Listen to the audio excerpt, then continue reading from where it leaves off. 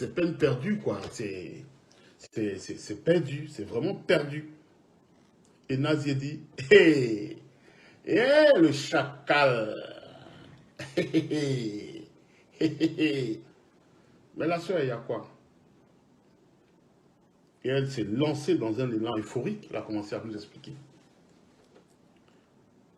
qu'elle connaît des gens à Rotterdam qui, eux, seraient, c'est moi qui parle comme ça, mais c'est pas ce qu'elle a dit, elle a été affirmative, des gens qui vendent des armes. Vous qui êtes en Europe, vous savez le lien qu'il y a entre la drogue et les armes, surtout ceux qui viennent de l'Est.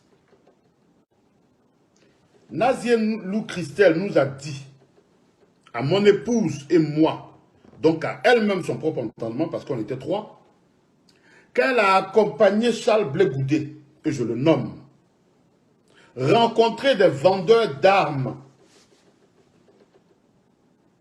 Ils ont été rencontrer des vendeurs d'armes. Ils ont discuté. Et tout de suite, mon épouse a eu le réflexe de protection. Elle a dit, Nazi, ça tu ne dis à personne, hein?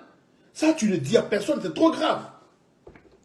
Et Nazi maintenant va dire, non, ne vous inquiétez pas. Le chacal même, il a eu peur. Il a eu peur. Il a eu peur. Il m'a dit, ma petite soeur, mais où tu connais ces gens-là?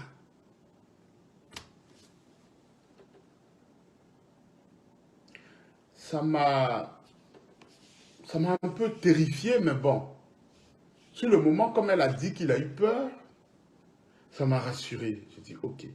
Parce qu'il faut dire que moi, je suis d'une âme démocratique. Si à ce jour, au moment où je vous parle, je suis en détestation profonde avec mon frère Soro Guillaume, c'est à cause de la prise d'armes. Je suis contre la prise des armes. Je suis contre l'usage des armes à feu. En France, il est autorisé aux citoyens qui n'ont pas de problème avec la justice de demander le permis de port d'armes. Je peux faire la démarche. Mais je suis en profonde détestation du port d'armes. Je suis en parfaite détestation des armes à feu.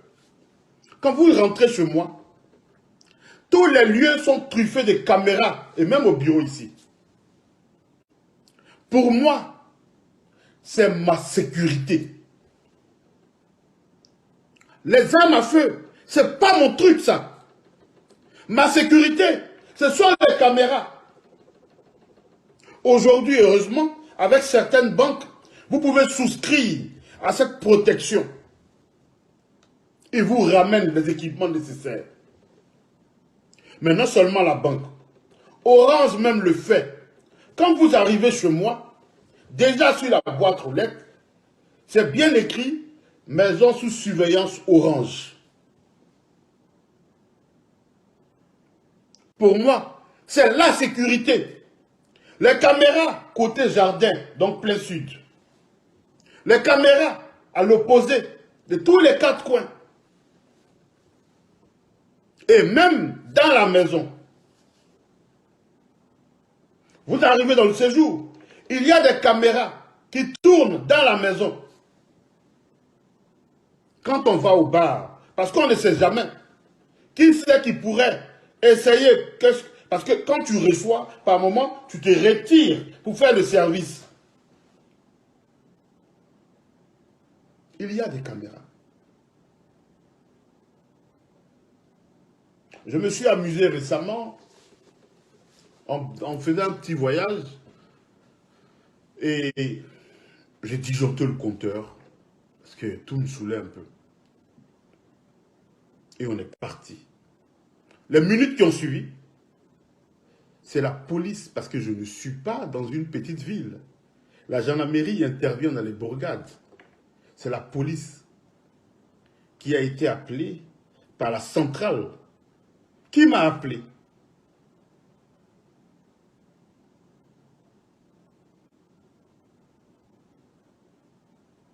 Est-ce que vous comprenez?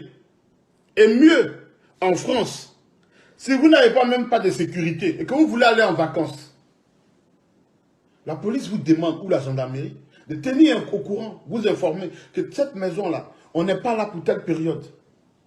Ils passeront, ils vont passer, parce qu'ils sont payés pour ça. Parce qu'ils sont régaliens et ils font leur travail correctement, ils passeront.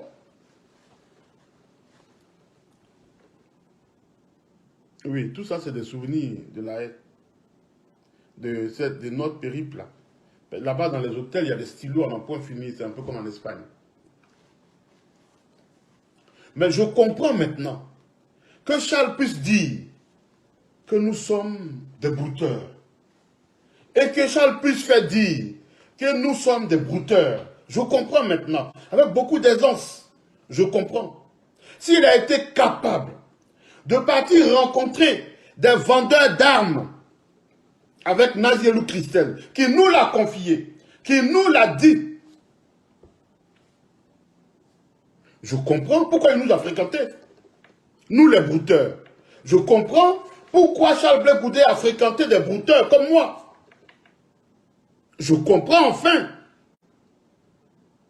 Donc, pendant que nous, on était là à pleurer pour lui, à la haie, eux, ils sont organisés à rencontrer des gens qui vendaient des armes.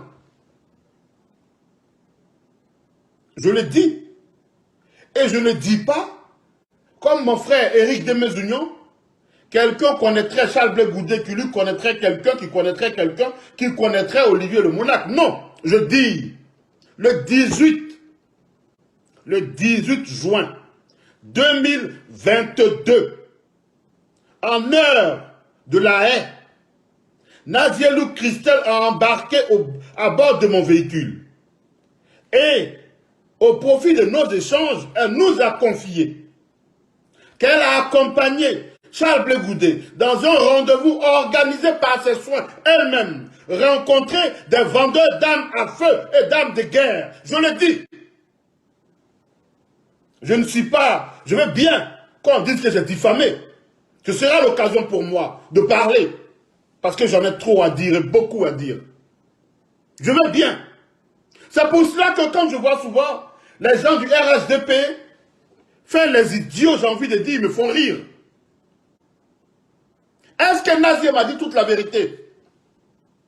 Est-ce qu'elle nous a dit toute la vérité? Je ne sais pas. Mais comment ont-ils pu avoir dans leur esprit, ne serait-ce qu'une seule fois, à faire une telle démarche dans un pays comme la Côte d'Ivoire, qui se veut démocratique, où l'opposition se bat pour rester démocratique?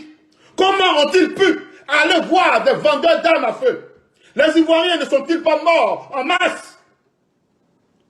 Je veux que ce procès ait lieu pour que Nazielou explique aux Ivoiriens d'où elle connaît ces gens. Comment est-ce qu'ils ont été jusqu'à ce point avec Charles Blé Goudé, discuter avec ceux-là. Nous sommes là aujourd'hui. Pourquoi on parle? Pourquoi on ne va pas au point avec les gens dans l'adversité? Pourquoi on est là à discuter? Parce qu'on n'aime pas la guerre. Parce qu'on est en détestation de la guerre. Parce qu'on est en détestation des armes à feu. C'est celui-là qui est votre ami. C'est lui que vous allez défendre pour insulter les gens. C'est Blé Goudé là, qui peut accepter, qu'importe ce qu'il a derrière la tête. Comment parvient-il à accorder du crédit à un tel rendez-vous? Nazielou Christelle, elle n'est pas sénile. Elle n'est pas sénile. Elle n'est pas sénile du tout. Elle n'est pas malade. Elle était avec toutes ses facultés quand elle parlait. La seule chose qu'on a tous fait ce jour-là, c'était la cigarette. Je bénis Dieu. Ça fait un moment que j'ai arrêté tout ça. Mais je blâme nullement ceux qui fument. Je connais une dame là, qui a 94 ans, elle a même Dans même pas 2 mois, elle aura 95 ans. Elle fume, et elle fume depuis ses 12 ans. Je ne dis pas que la cigarette serait bonne, mais après, chaque organisme réagit différemment. Mais moi, perso, j'ai arrêté. Mon épouse, pareil, on en est sorti. Et je fais une confession ce soir. Je le fais. C'est grâce à Kanguka. Oui, cette prière africaine. Grâce à Kanguka, on est sorti de la cigarette. Oui. On a essayé avec des patchs à la pharmacie, c'est remboursé de 50% et tout ça, mais ça n'a rien fait. Mais avec la prière de Kanguka, la cigarette, c'est fini. Par moment, comme c'est désormais une culture, je fume mes cigares, quelquefois. Mais vraiment, c'est des moments de détente, de relaxation, quand je prends mes cigares. Mais la cigarette, au jour d'aujourd'hui, peut-être qu'il faut que je regarde la comptabilité, mais je ne sais plus combien ça coûte un paquet de cigarettes. Parce que naturellement, on a passé le cap du nouvel an, donc il y a eu une augmentation. Nazielou n'avait pas fumé autre chose sous mon regard que la cigarette. Et même la photo que je vous ai présentée, on était descendu pour pouvoir fumer au mois de juin. Mais passé le cap du mois de septembre, Kanguka nous a enlevé la cigarette. Je vous l'ai dit. L'alcool, c'est pas, je sais pas, mais bon, je bois comme ça, mais c'est pas le quotidien. Je voulais rendre ce témoignage-là au moins. On a fumé, on a beaucoup fumé. Par moment, on s'est retrouvé au paquet, c'est le paquet de 30 ans. Voilà. Quand on a été, on se baladait en Europe, en Espagne, en Suisse, un peu partout, on a toujours acheté la cigarette, on a fumé, mais plus maintenant, c'est fini. Et je bénis Dieu pour cette grâce qu'il nous a fait, c'est une faveur. Donc, j'ai dit, Nazielou Christelle n'avait pas pris de joint, puisqu'en Hollande, vous pouvez même acheter des bonbons si vous voulez. Bon, moi, je sais que je ne vis pas en Hollande. Si j'achète un bonbon, que ça reste dans ma voiture, je viens en France, qu'est-ce que je dis? Je dis quoi à la police en cas de contrôle? Ces choses-là, c'est un peu comme l'assurance. Ces choses-là, c'est un peu comme... Diakis Dia, bon, moi, j'en suis même pas là. J'en suis pas à la sécurité de l'État. Moi, ce n'est pas la sécurité de l'État, c'est la sécurité des citoyens. Moi, je suis contre toute organisation avec but militaire. Je suis contre. Parce que pour moi, il est clair que quand on tire en face, ceux sur qui on tire vont nous tirer dessus. Et si on est bien protégé, ils vont tuer nos proches. Ça, c'est la ferme assurance que j'ai. Et au nom de cette assurance, je suis opposé foncièrement à tout ce qui est militaire, à tout ce qui est armes. Oui, allô. Je suis en direct. Oui, merci. Donc, j'ai envie de vous dire, un peu plus tôt, je parlais des aides qu'on apporte aux gens, des aides qu'on pourrait apporter.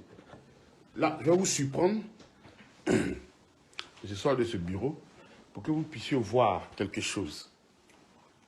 Les gens qui ne comprennent pas et qui vont passer leur temps à vouloir tirer sur nous.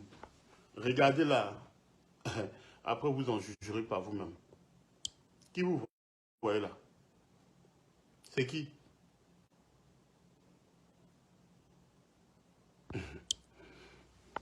Vous êtes dans mon bureau.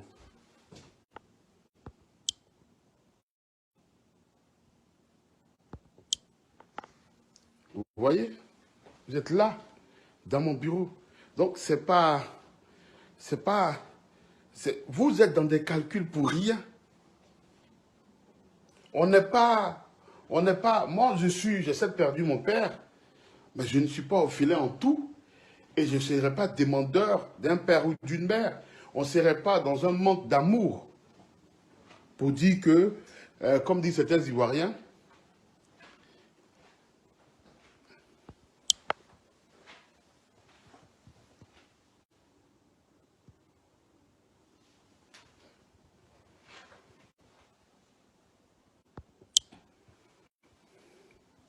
pour que vous puissiez comprendre un peu. Les gens ne sont pas des profanateurs, des gens qui détesteraient d'autres. Non, non, non, non, non, non, non, non, non, non. C'est une culture, et elle est même américaine. La donation, elle est américaine. Mais en même temps, la gratitude, elle est humaine. Donc, celui qui donne là, ce n'est pas parce qu'il a envie de se faire voir. Ça n'a rien à voir. La démocratie est onéreuse. Pourquoi dans un pays comme la Côte d'Ivoire, les députés sont chèrement rémunérés? Que font-ils honnêtement par rapport au reste des citoyens pour que leur salaire soit aussi élevé? Mais c'est eux qui votent les lois. Et les lois justifient la République. Donc il faut les éloigner de la corruption. Tout le monde est corruptible.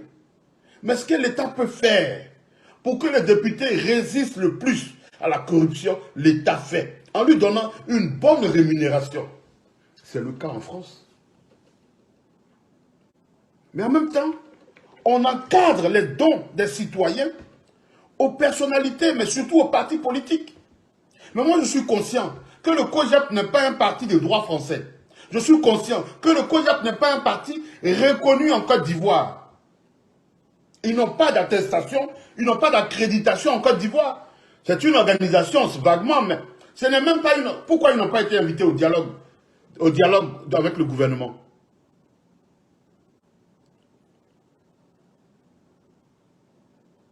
Oh, appelez Blé Goudé, posez-lui les questions. Je ne vois pas pourquoi vous allez faire des enquêtes pour vous emmerder.